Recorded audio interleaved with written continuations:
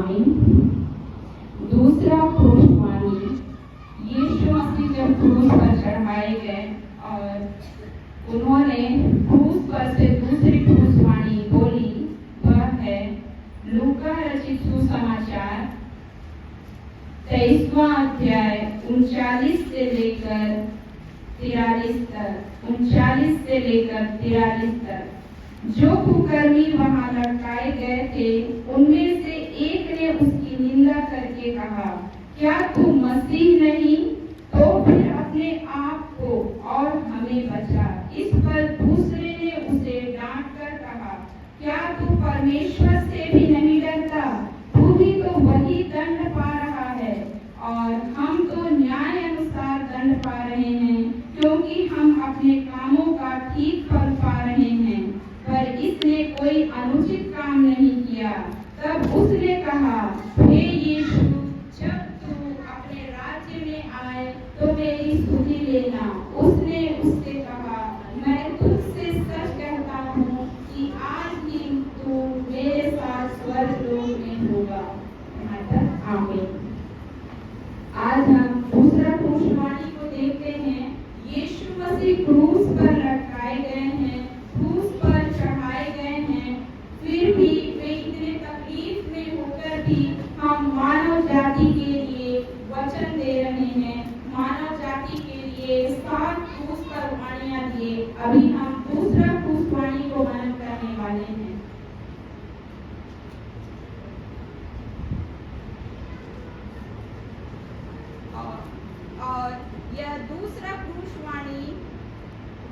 और यह जो दूसरा क्रूसवाणी है, वह वास्तव में क्या कहता है? यह वास्तव में प्रतीक है पाप की क्षमा का, संपूर्ण पापों की क्षमा। पहले वाणी में हम देखते हैं कि यीशु ने कहा, इन्हें क्षमा कर। उस चीज का यह प्रमाणित उदाहरण है 2 डाकुओं के साथ यीशु मसीह का चढ़ाया जाना और उनके साथ रहकर उस चीज का प्रमाण देना कि सच में यीशु मसीह हैं जिन्होंने जो संपूर्ण पापों को क्षमा करते हैं। वही यीशु मसीह हैं जो हमें अनंत जीवन देते हैं, उद्धार देते हैं। उसकी निश्चितता को आज यीशु मसीह दूसरे वाणी में बताते हैं। वही प्रभु यीशु मसीह हैं जो स्वर्ग के अधिकारी होने को यहाँ पे प्रमाणित करते हैं। यीशु मसीह स्वर्ग के अधिकार रखते हैं, स्वर्ग का अधिकार रखते हैं, उसका भी प्रमाण देते हैं। और साथ ही साथ यीशु मसीह उद्धार देने वाले हैं, हमें अनंत जीवन देने वाले हैं, तुरंत त्वरित हमें उद्धार देने वाले हैं। उसका भी प्रमाण और उदाहरण हम इस वाणी में देखते हैं। हम देखते हैं कि किस तरह यीशु मसीह को 2 डाकू, जिन्होंने जीवन भर बहुत से पाप और अधर्म किए, चोरी डकैती से लेके दूसरे को मनुष्य हत्या तक बहुत से पाप किए होंगे, तभी इस क्रूस पर उन्हें चढ़ाया जा रहा है। और वहीं यीशु मसीह को उनके साथ जो निर्दोष मेमने की तरह हैं, लेकिन हम मनुष्यों के पापों के कारण उन्हें भी उतने ही दुख और कष्ट के साथ क्रूस पर चढ़ाया जा रहा है। हम देखते हैं मार्कुस रचित सुसमाचार उसका 15वां अध्याय उसके 27 पद में भी लिखा है कि यीशु मसीह के दाएं एक डाकू को और एक व्यक्ति को बाएं चढ़ाया गया है।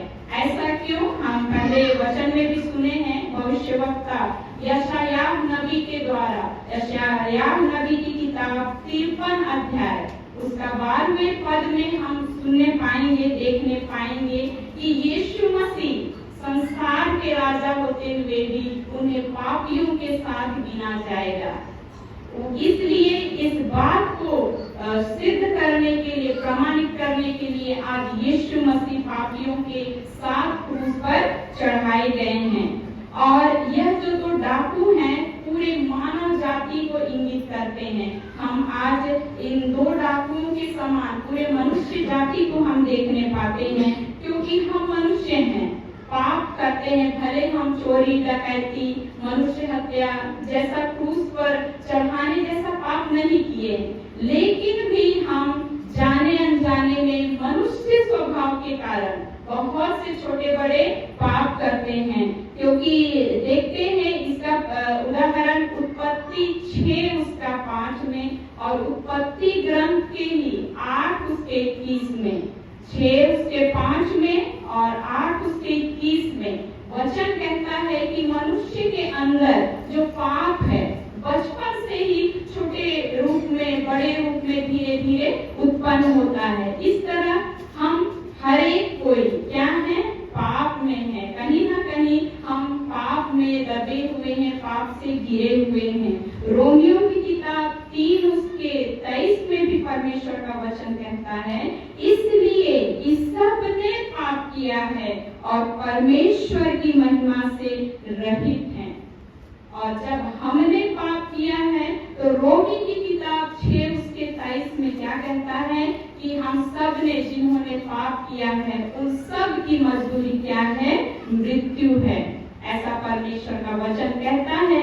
इसलिए हम हर एक कोई पाप में दबे हुए हैं और इसी 2 डाकुओं की भांति मनुष्य जाति को, मानव जाति को 2 भागों में बांटा गया है।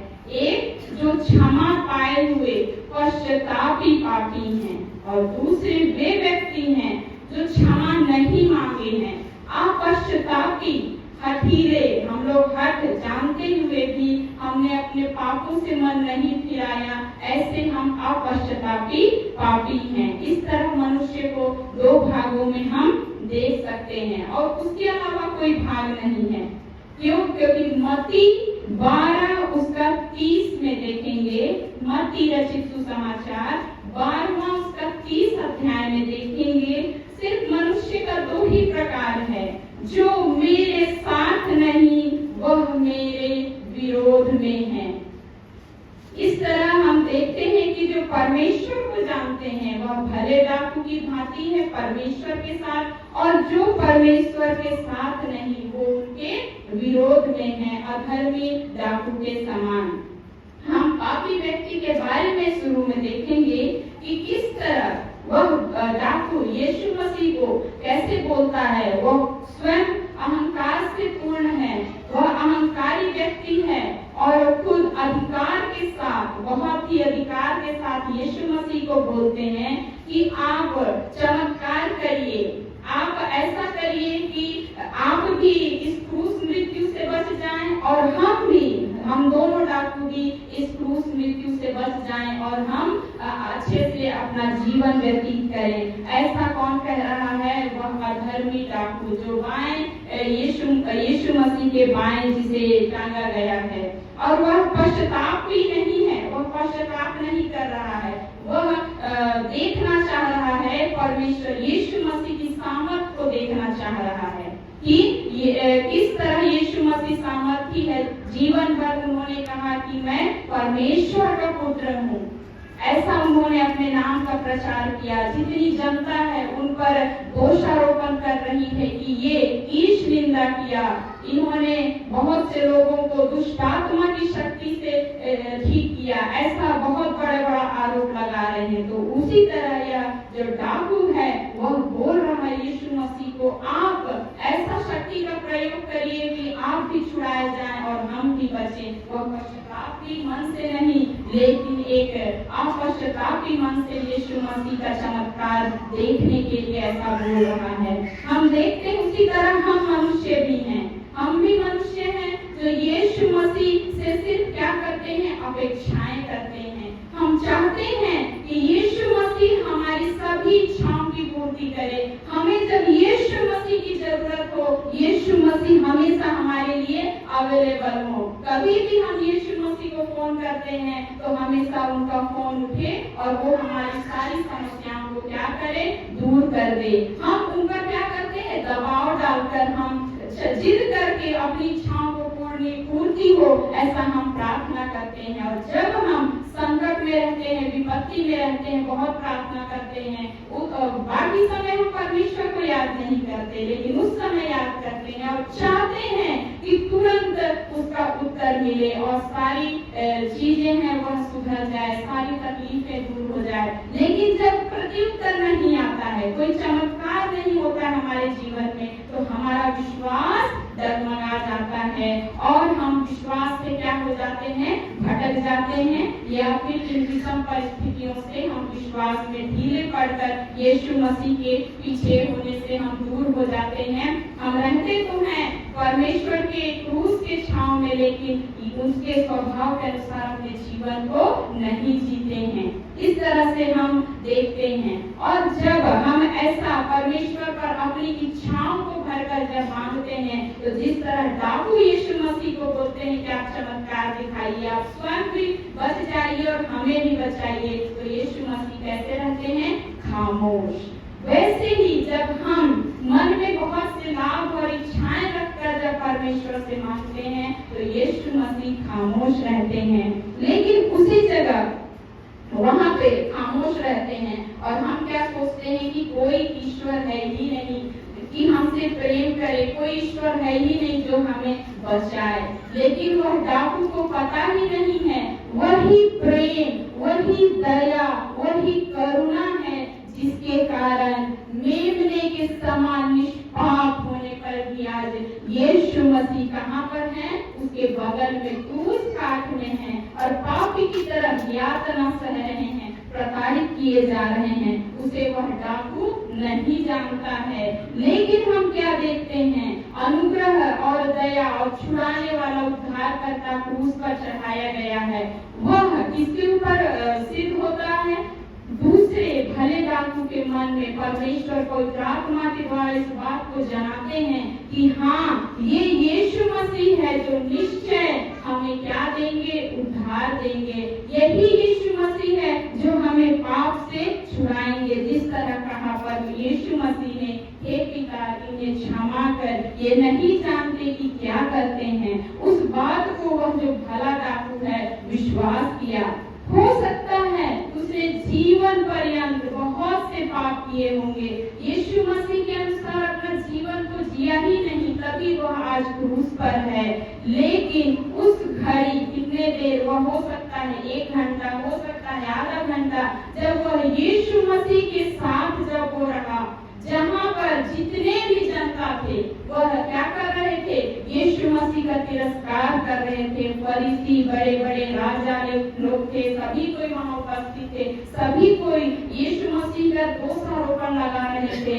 सभी कोई उसके साथ नहीं था। कुछ ही लोग थे, वे भी डर के मारे क्या कर रहे थे, छिप रहे थे। कुछ लोग रो रहे थे उनके लिए, कुछ लोग थे जो प्रभु पर विश्वास कर रहे थे। उस विषम स्थिति में, उस विषम परिस्थिति में भी जब वो यीशु मसीह को बहुत अच्छे से जानता नहीं था, फिर भी उसने अंगीकार किया और यीशु मसीह के पास अपने सारे गुनाहों को मान लिया और कहा कि हे पिता, दीन और नम्र होकर, उसने अपेक्षा कोई बहुत बड़ी नहीं रखी, लेकिन मन को दीन किया। अपने मन में जितने भी पाप अपराध था, सच्चे मन से पश्चाताप किया और यीशु मसीह के सामने मान लिया। और उसने बड़ी दीनता के साथ कहा, हे यीशु, जब तू अपने राज्य में आए तो मेरी सुधि लेना। उसने बड़ी आशाएं नहीं की, लेकिन उसने दीन होकर, और यीशु मसीह ने क्या उत्तर दिया, मैं तुझसे सच कहता हूँ कि आज ही तू मेरे साथ स्वर्ग लोक में होगा।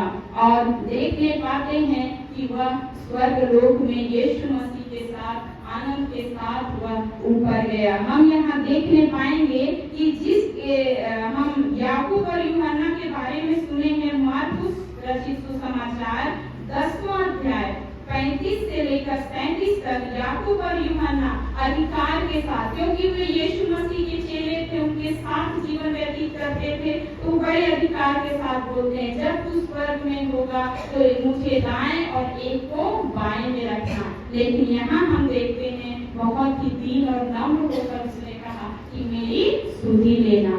आइए हम हरेक कोई उस भले डाकू के समान, दूसरे जो पापी हैं, हम जो पश्चाताप किए हुए पापी के समान आए यीशु मसीह के क्रूस के पास और हर एक जन शुद्ध और पवित्र हो। क्योंकि यीशु मसीह चाहते हैं कि मैं और आप या एक या दो केवल स्वर्ग राज ना जाएं, लेकिन एक जन वो चाहते हैं, तभी इतना अवसर दे रहे हैं। उस डाकू के पास बहुत ही कम अवसर था, लेकिन हमारे पास जीवन से हम जब जन्म ले रहे हैं विश्वास में, मृत्यु भी विश्वास में हो रहा है, लेकिन पता नहीं कहाँ कमी हो जा रहा है कि हम यीशु मसीह के सदृश नहीं हो पा रहे हैं, जीवन के भागी नहीं हो पा रहे हैं। तो आइए हम एक सच्चे पश्चाताप करें, दीन और नम्र होकर यीशु मसीह के पास आए, क्योंकि लूका रचित सुसमाचार 13वां अध्याय 3 से 5 में भी यीशु मसीह कहते हैं कि पापों को नहीं मानोगे तो नष्ट हो जाओगे।